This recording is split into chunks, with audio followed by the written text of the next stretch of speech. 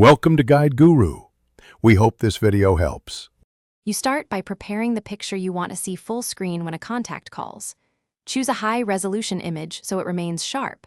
Once done, crop to 16:9 only if you want framing, otherwise keep the full frame. Make sure the photo is saved in your Photos or Gallery app and clearly named. This avoids accidental selection of a thumbnail later. You're setting up the raw material now so the rest of the process will produce an uncropped, full-screen collar image. Next, install and open a dedicated full-screen caller ID app. This is the reliable way to bypass built-in contact cropping. When the app asks, grant contacts, phone, and storage permissions so it can read contacts and present the image during calls. Inside the app, pick the contact, tap Assign Photo, and choose the high-res image from Gallery.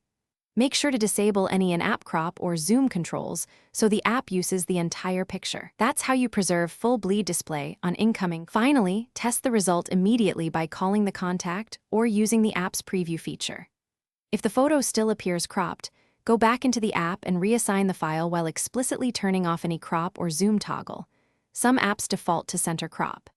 If the image fails to appear at all, make sure the app has phone and contacts permissions, and if required, set it as the default caller app in system settings. That single troubleshooting step, checking permissions, fixes most issues. Thanks for watching. Consider subscribing if we helped you today.